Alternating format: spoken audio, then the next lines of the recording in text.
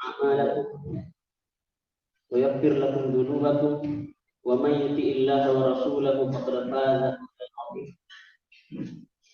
أما بعد، معشر المسلمين rahimani wa rahimakumullah jami'an.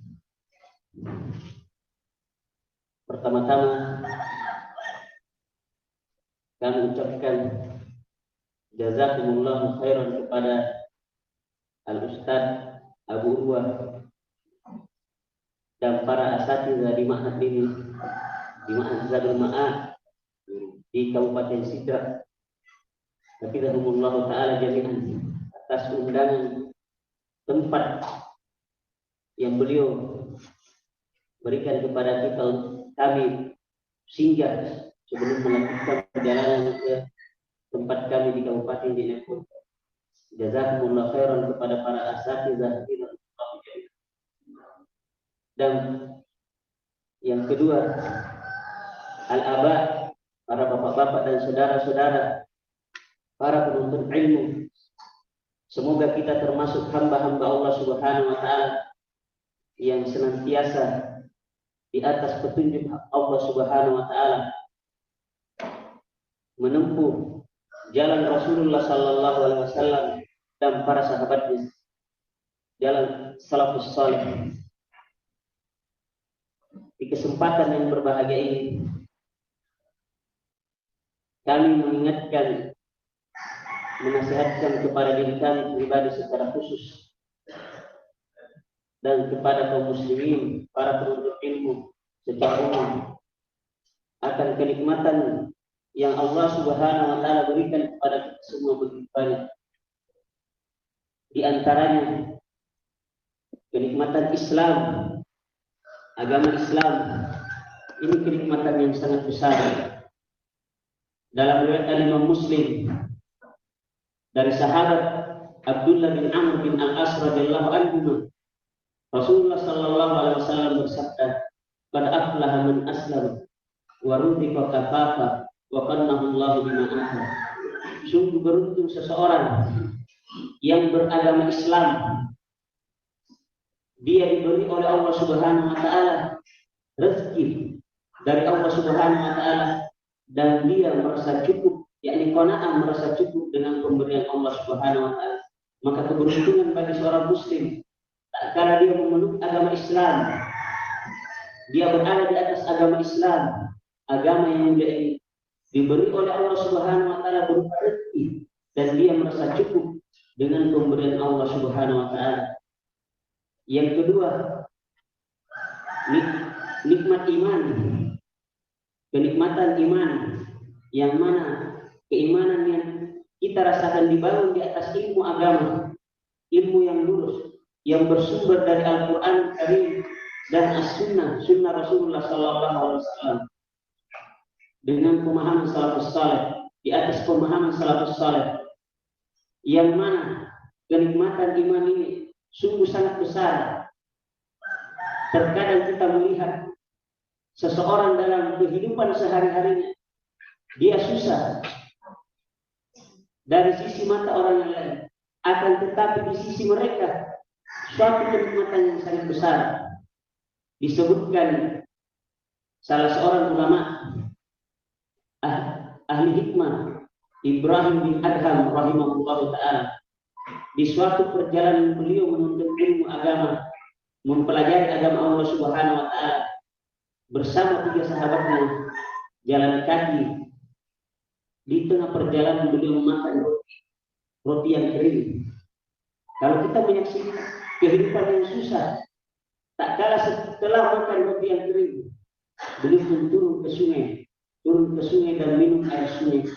Setelah beliau keluar, kata beliau Ibrahim bin Adham rahimahullah, "Ya Aba Yusuf, wahai Abu Yusuf, ketahuilah, law ya'lamul muluk wa abna'ul muluk ma fina lajaladuna bisuyuf." Kalau seandainya mereka, para penguasa, para raja, dan anak-anak penguasa, anak-anak raja, mengetahui apa yang ada pada diri kita tentang kenikmatan ilmu, tentang keimanan, indahnya ini agama Islam, maka mereka akan merebut dari kita walaupun dengan pedang-pedang mereka. Dan termasuk kenikmatan yang Allah Subhanahu wa taala berikan kepada kita di kesempatan yang berbahagia ini. Allah Subhanahu wa taala mudahkan kita untuk hadir di masjid ini, menjalankan perintah Allah Subhanahu wa taala salat berjamaah. Dan sudah kita ketahui bersama keutamaan yang besar. Sabda Rasulullah sallallahu alaihi wasallam dalam riwayat Imam Muslim, rakaat al-fajr khairun minad dunya wa ma fiha. Dua rakaat salat subuh, salat sunnah subuh, salat fajar itu lebih baik daripada dunia dan isinya. Belum lagi salat subuhnya, baru salat sunnahnya lebih baik daripada dunia beserta isinya, apalagi salat yang wajib. Kata Rasulullah sallallahu alaihi wasallam dalam riwayat Imam Muslim, la yarijun nar man shalla qabla tulu'i syamsi wa qabla ghurubiha. Tidak akan masuk neraka orang yang salat sebelum terbitnya matahari dan terbenamnya matahari. Kata Imam Nawawi rahimahullah taala menjelaskan hal ini, yakni tidak akan masuk neraka orang yang salat subuh dan salat asar. Dan disebutkan di hadis setelahnya dalam Sahih Muslim, kata Rasulullah sallallahu alaihi wasallam, man shalla ba'dain dakhala al-jannah. Siapa yang sholat di dua waktu dingin maka akan masuk surga. Kata Imam Nawawi rahimahullah, waktu dingin tersebut yakni sholat subuh dan sholat asar. Maka ini kenikmatan yang besar, keutamaan yang besar yang Allah Subhanahu wa taala berikan kepada kita semua.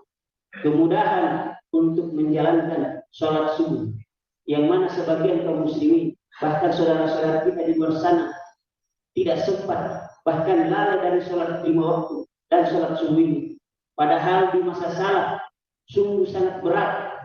Disebutkan oleh Al-Hafidz Ibnu Katsir rahimahullah dalam Bidayah wal Nihayah bahwasanya sahabat yang mulia Abu Musa al-Asy'ari radhiyallahu anhu, beliau mengepung benteng Tustar di masa Khalifah Umar bin Khattab radhiyallahu anhu.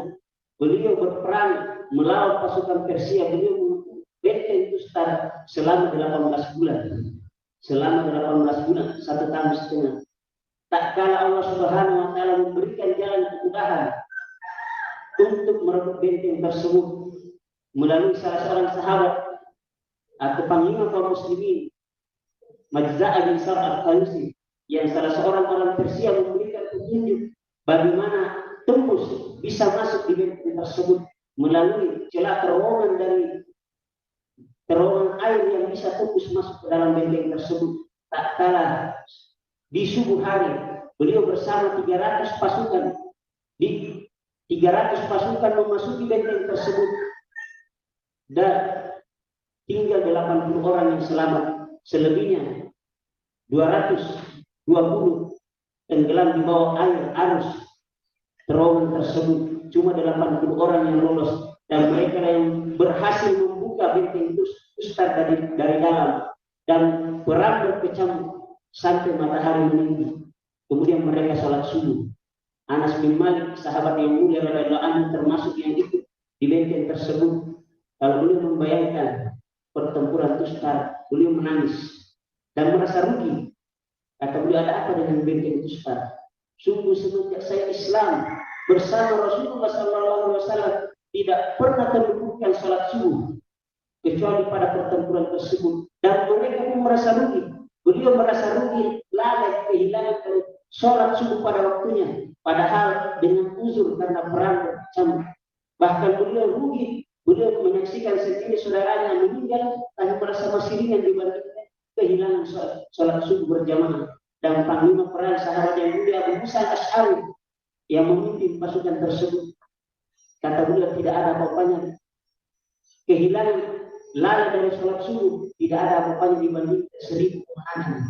1000 kemenangan di medan jihad. Beliau tidak anggap biasa-biasa saja dibandingkan lalai dalam satu waktu sholat subuh berjamaah. Maka di sisi salah, kenikmatan yang sangat besar sholat subuh tersebut, yang kebanyakan kaum muslimin meremehkan, meninggalkan sholat tersebut. Hadirin kaum muslimin yang sama-sama berbahagia, yang dimuliakan oleh Allah Subhanahu wa taala dan sungguh yang kami hormati. dan termasuk kebiasaan Rasulullah Sallallahu Alaihi Wasallam sebagaimana diriwayatkan oleh Imam Ahmad, begitu pula Imam Ibnu Majah, yang disebutkan salah seorang istri Rasulullah Sallallahu Alaihi Wasallam bahwasanya kebiasaan Rasulullah Sallallahu Alaihi Wasallam setelah sholat subuh di antara doa beliau, Allahumma inni as'aluka ilman nafi'an wa rizqan thayyiban wa amalan mutaqabbalan. Doa yang sangat masyhur. Kebanyakan di antara kita juga menghafalnya, doa yang sering kita ajarkan sampaikan kepada anak-anak pesantren, anak-anak didik kita. Doa meminta ilmu. Yang mana dalam hadis ini Rasulullah Sallallahu Alaihi Wasallam a'lamun nas, kita ketahui manusia yang paling berilmu.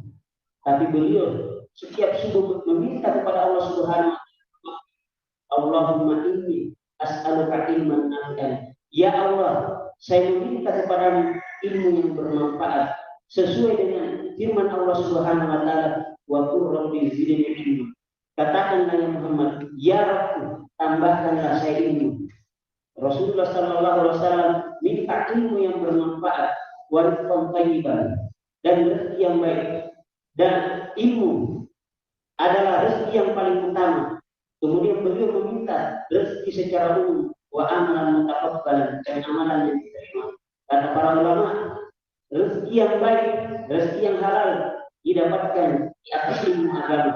Bahkan Umar bin Khattab melarang, jangan jualan di pasar kami orang yang tidak memahami fikih, ilmu jual beli. Menunjukkan utamanya rezeki yang paling utama adalah ilmu agama. Al-Imam Bukhari rahimahullah dalam kitab Syiar Al-Nubala beliau mengatakan al-ilmu rizqullah yu'tihi man yasha. Ilmu adalah rezeki Allah Subhanahu wa taala yang Allah Subhanahu wa taala berikan kepada siapa yang dikehendaki. Dengan ilmunya dia bisa mencari rezeki yang halal, dan dengan ilmu amalannya diterima. Karena amalan tidak akan diterima tanpa didasari dengan ilmu agama. Orang mencari rezeki tanpa didasari ilmu agama, maka dia bisa terjatuh dalam perkara yang diharamkan oleh Allah Subhanahu wa taala. Oleh Syekh Abdul Rahman Nasir As-Sa'di rahimahullah dalam menjumpa beliau mengingatkan kita, iklan hulita an afdalal minan ilmu yulidu syakkan tawakkara. Ketahuilah, semoga engkau diberi hidayah. Kata Syekh Abdul Rahman Nasir As-Sa'di rahimahullah, ketahuilah, semoga engkau mendapatkan hidayah, bahwasanya kenikmatan yang paling besar yang Allah Taala berikan kepada kita adalah ilmu. Syekh Dr. Sulaiman Al-Buhairi hafizahullah, salah seorang dosen di Universitas Madinah, menyebutkan, bukankah kalau ada yang bertanya, kenikmatan Allah Subhanahu wa taala yang paling besar adalah tauhid, mentauhidkan Allah Subhanahu wa taala, dan kenikmatan yang besar adalah Islam. Beliau menjelaskan, kalau menjelaskan perkataan Syekh Abdul Rahman Nasir As-Sa'di rahimahullah, betul, akan tetapi tauhid dan Islam seseorang itu dibangun di atas ilmu, bangun di atas ilmu agama. Maka kenikmatan yang besar adalah ilmu agama, ilmu yang menghilangkan, ilmu yang bermanfaat, yang menghilangkan keraguan-keraguan pada diri kita, menghilangkan syubhat, pemikiran yang rancu, pemikiran yang rusak pada diri kita, dan kotoran, penyakit syahwat, amarah yang ada pada diri kita, yang mana kita ketahui. Al-Imam Ibnu Qayyim rahimahullah dalam Al-Qawaid menyebutkan 3 pintu sebab seseorang masuk ke dalam neraka Allah Subhanahu wa taala. Yang pertama adalah pintu syubhat, pintu kerancuan, pemikiran yang rancu yang menyebabkan dia ragu terhadap agama Allah Subhanahu wa taala, ragu akan adanya hari akhirat, ragu tentang adanya malaikat-malaikat Allah Subhanahu wa taala, dan ragu terhadap agama sendiri, agama Islam. Yang kedua, pintu syahwat, penyakit pintu syahwat lebih mendahulukan hawa nafsunya daripada mencari ridho Allah Subhanahu wa taala. Dan yang ketiga, pintu amarah, emosional, dengan tidak mengendalikan hawa nafsu amarahnya, dia berdampak merusak kehormatan kaum muslimin, merusak kehormatan saudaranya, menghalalkan darah saudaranya. Dan ini semua 3 penyakit ini dihilangkan dengan ilmu yang bermanfaat yang Allah Subhanahu wa taala berikan kepada kita. Ma'asyiral muslimin, hadirin jamaah salat subuh yang sama-sama berbahagia yang dimuliakan oleh Allah Subhanahu wa taala. Salah seorang sahabat yang mulia Abdullah bin Mas'ud Abu Abdurrahman pernah mengatakan sebagaimana yang dinukil oleh Al-Imam dalam Al-Fawaid. Kata beliau, qalbaka fi salasati mawadin. Carilah hatimu kepada 3 tempat. Carilah hatimu pada 3 tempat. Yang pertama, indah sima'il Quran. Tak kala mendengarkan Al-Quran. Tak kala kita mendengarkan bacaan Al-Quran, apakah seperti kita mendengarkan bacaan imam, apalagi dengan bacaan yang bagus, tajwid yang bagus, suara yang betul. Kita mendengarkan bacaan yang menghayati, apa yang terkandung di dalamnya dari perintah-perintah Allah Subhanahu wa taala, ancaman-ancaman yang Allah Subhanahu wa taala ingatkan kepada kita, maka di sini kita akan mendapatkan hati kita, hidupnya hati kita, indah sima'il Quran. Apakah kita muraja'ah, mentasbih teman kita yang membaca Al-Quran, apalagi di tempat tahfizul Quran, keutamaan yang besar. Penghafal Al-Quran besar kedudukannya di sisi Allah Subhanahu wa taala. Salim, salah seorang sahabat Nabi sallallahu alaihi wasallam, dalam riwayat Imam Bukhari kata Rasulullah sallallahu alaihi wasallam, "Istaqri'ul Quran min arba'ah." Ambillah Al-Quran kepada 4 orang. Yang pertama disebutkan sahabat Abdullah bin Mas'ud radhiyallahu anhu. Kalau kita membaca biografi beliau di masa mudanya anak kecil, belakang di kota Makkah, pengembalakan di kota Makkah. Bahkan beliau memiliki cacat, yakni kedua betisnya kecil, sampai sahabat tertawa tak kala tersingkap kedua betisnya yang kecil beliau tertawa. Kata Rasulullah sallallahu alaihi wasallam, sungguh kedua betis Abdullah bin Mas'ud radhiyallahu anhu lebih berat daripada gunung Uhud tak kala di hari kiamat ditimbang, karena keimanan yang ada pada beliau. Kata Abdullah bin Mas'ud radhiyallahu anhu, saya menghafal dari mulut Rasulullah sallallahu alaihi wasallam 70 surat dalam Al-Quran tanpa perantara. Beliau mendengarkan dari mulut Rasulullah sallallahu alaihi wasallam 70 surat Al-Quran. Beliau diangkat, kata Nabi sallallahu alaihi wasallam, ambillah pelajari Al-Quran kepada Abdullah bin Mas'ud. Dan begitu pula Salim, Maula Abi Huzaifah. Beliau bekas budak di mana budak kaum muhajirin yakni Abi Huzaifah, akan tetapi karena keilmuannya Al-Quran yang ada pada dia, Rasulullah SAW perintahkan untuk belajar kepada Salim Maula Abi Huzaifah. Bahkan di perang yang mana beliau mendapatkan syahid, beliau yang dipilih menjadi panglima perang kaum muhajirin. Beliau memimpin kaum muhajirin melawan pasukan Musailamah al-Kadzdzab yang mengaku Nabi. Bahkan sebagian orang ragu terhadap beliau, maka dengan tegas beliau mengatakan, kalau saya lari dari medan perang, saya adalah sejelek-jelek penghafal Al-Quran. Kita bersama memerangi musuh Allah dan satu syahid di pertempuran tersebut. Beliau mulia karena Al-Quran. Umar bin Khattab radhiyallahu ta'ala anhu tak kalah bertemu dengan Nafi bin Abdul Harith, gubernur kota Makkah pada waktu itu di daerah Usfan. Umar bin Khattab bertanya, siapa yang menggantikan engkau menjadi wali di kota Makkah? Ibaratnya siapa yang menjadi gubernur sementara di kota Makkah karena engkau meninggalkan Makkah. Siapa yang menggantikan posisimu di Makkah? Kata Nabi rahimahullah, Ibnu Abza yang menjadi gubernur sementara di kota Makkah. Kata Umar bin Khattab, man Ibnu Abza? Siapa itu Ibnu Abza? Budak di antara budak-budak kami. Budak di antara bekas budak-budak kami. Kata Umar bin Khattab radhiyallahu anhu, apakah engkau menjadikan wali gubernur sementara di kota Makkah budak dan bekas-bekas budak? Kata Nafi bin Harith, iya, akan tetapi ia menguasai ilmu Al-Quran dan menguasai ilmu waris. Dia diangkat menjadi gubernur sementara di kota Makkah dengan alasan, kata Nafi rahimahullah, karena dia ahli dalam membaca Al-Quran, ahli terhadap ilmu Al-Quran dan ahli dalam ilmu warisan. Maka kata Umar bin Khattab radhiyallahu anhu, ketahuilah Rasulullah SAW pernah bersabda, Inna Allah yarfa'u bihadzal kitab aqwaman wa yad'u bihi akharin. Sesungguhnya Allah Subhanahu wa taala mengangkat suatu kaum dengan Al-Qur'an ini, dengan kitab Al-Qur'an ini, dan menghinakan kaum yang lain. Siapa yang dulu mempelajari Al-Qur'an, mengamalkan isi Al-Qur'an, maka Allah Subhanahu wa taala akan mengangkat orang tersebut. Dan siapa yang meninggalkan Al-Quran berpaling dari mempelajarinya, maka dia akan direndahkan oleh Allah Subhanahu wa taala. Dan orang yang menghafal Al-Quran adalah orang yang mulia di hidup dan mati dan tak kalah meninggal.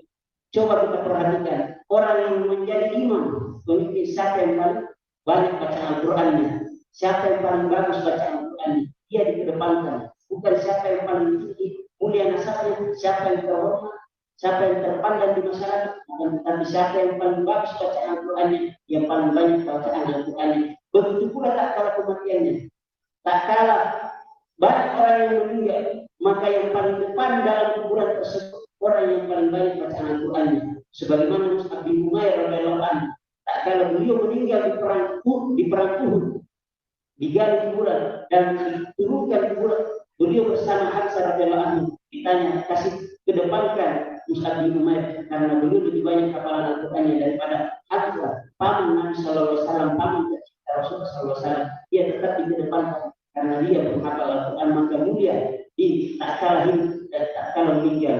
Maka yang pertama hati kita akan hidup indah sema'il Qur'an, tak kalah kita mendengarkan Al-Qur'an. Al-Imam Ibnu Qayyim di awal Al-Qawaid, beliau rahimahullah menyebutkan keutamaan tentang bagaimana mengambil pengaruh dari Al-Quran.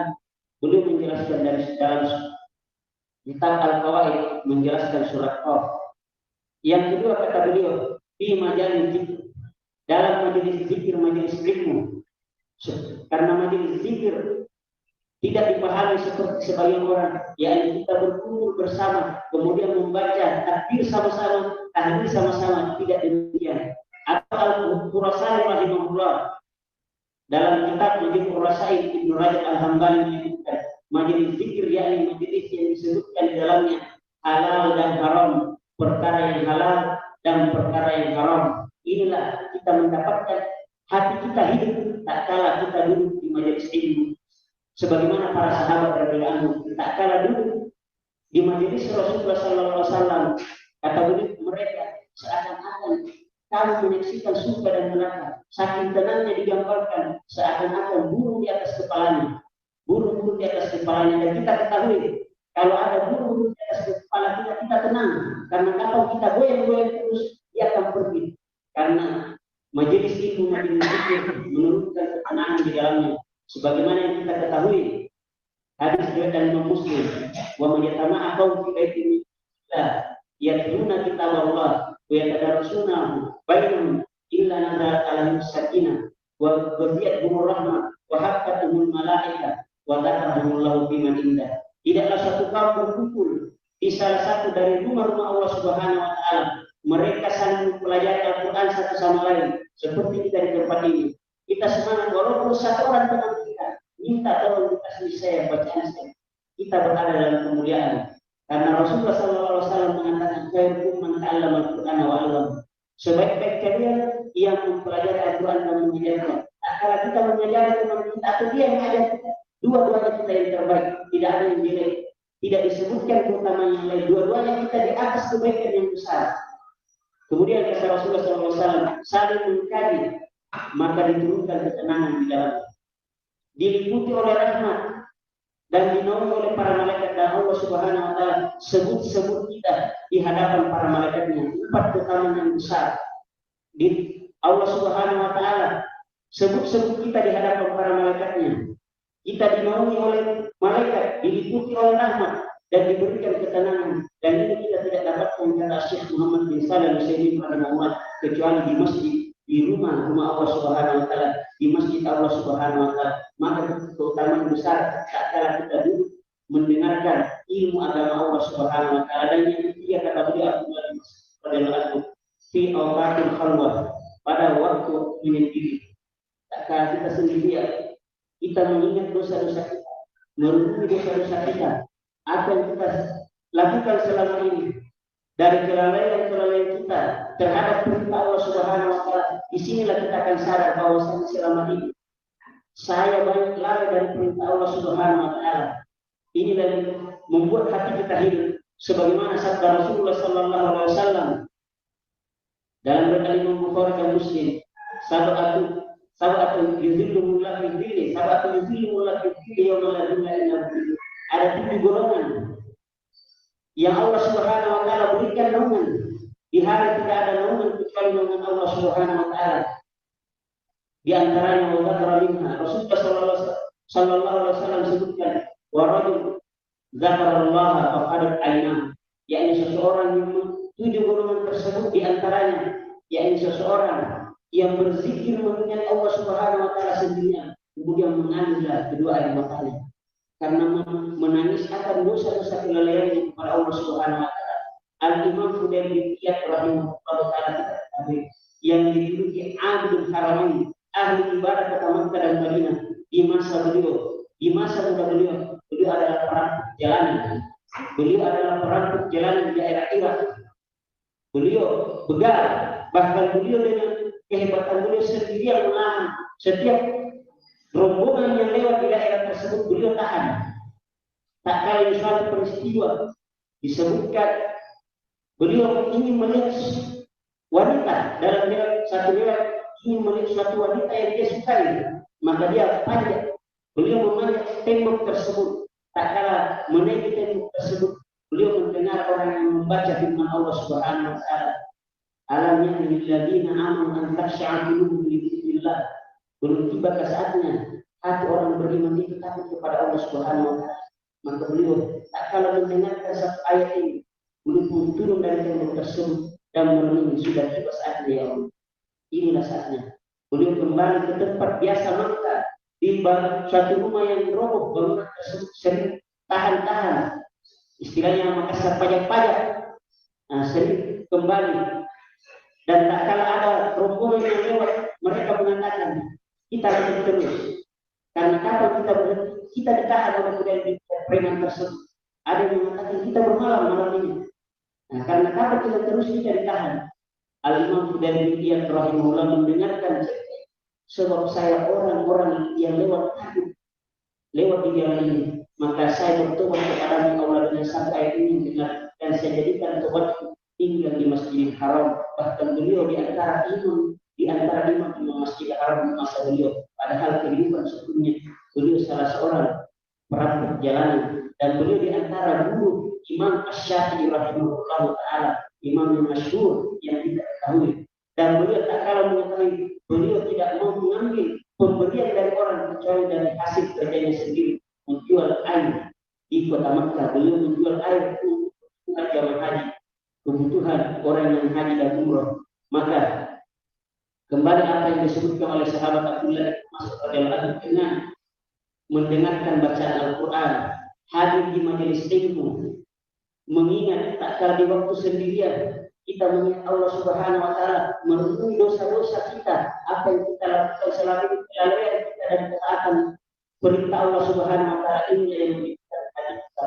Kata beliau Abdullah bin Mas'ud radhiyallahu anhu, "Fa in lam tajidhu," apabila engkau tidak mendapati fi salati mawatin atau fi hadil mawatin, jika engkau tidak mendapati hatimu dalam 3 tempat ini, tak kala mendengarkan Al-Quran, hadir taklim di majelis ilmu, atau tak kala berzikir mengingat Allah Subhanahu wa taala adalah sendirian, maka ketahuilah apabila engkau tidak mendapati 3 tempat ini, fasalillah qalbak, maka mintalah kepada Allah hati. Fa innahu la qalbalak, karena sesungguhnya engkau tidak memiliki hati dalam diri. Maka coba kita koreksi. Tak kala kita membaca Al-Quran atau mendengarkan bacaan Al-Quran, apalagi bacaan yang bagus, bacaan yang kita tidak tersentuh, ataukah kita taklim, kita tidak merubah diri kita dari ilmu pelajaran yang kita dapati, atau tak kala kita bersendirian sholat malam mengingat apa yang selama ini kita kelalaian kita dan ketaatan Allah kepada Allah, ketaatan kita kepada Allah Subhanahu wa taala, maka mintalah kepada Allah Subhanahu wa taala hati kata Abdullah bin Mas'ud radhiyallahu anhu, karena sesungguhnya engkau tidak memiliki hati.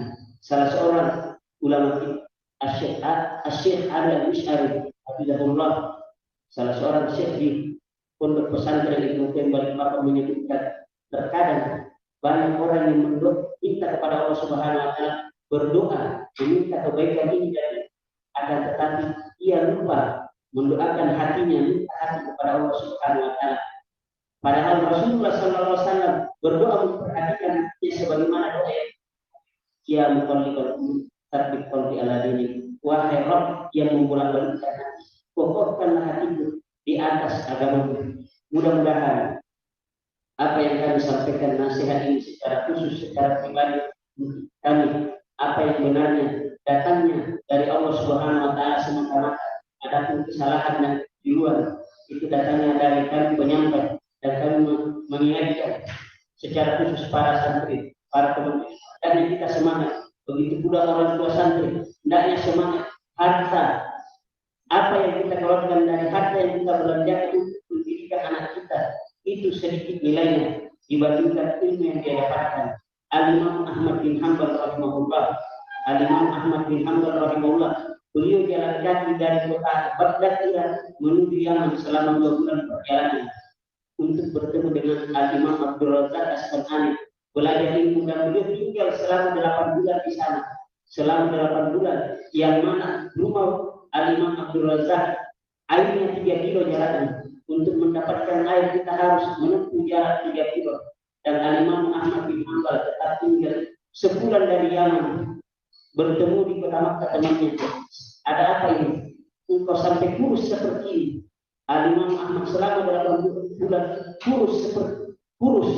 Apa berani? Karena kita ketahui jarak air dari rumah Al-Imam selama jarak 3 kilo. Bahkan Al-Imam Ahmad bin Hanbal pernah sholat dalam 1 rakaat imam, beliau lupa gerakan sholat. Setelah itu ditanya oleh Al-Imam Abdul Razak, apa alasan sebabnya? Kata beliau, saya sudah 3 hari tidak makan. Kata Al-Imam Ahmad bin Hanbal, sudah 3 hari saya tidak makan. Nah, tapi beliau apa? Tidak mau enggan meminta, bahkan pemberian dulunya.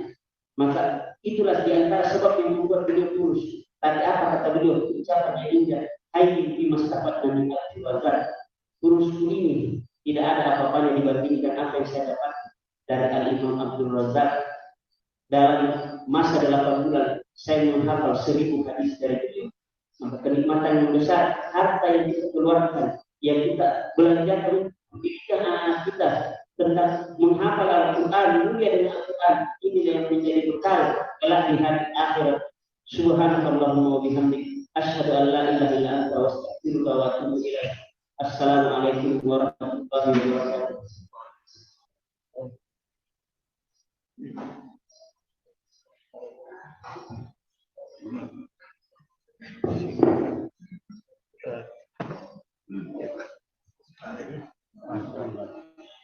Allah.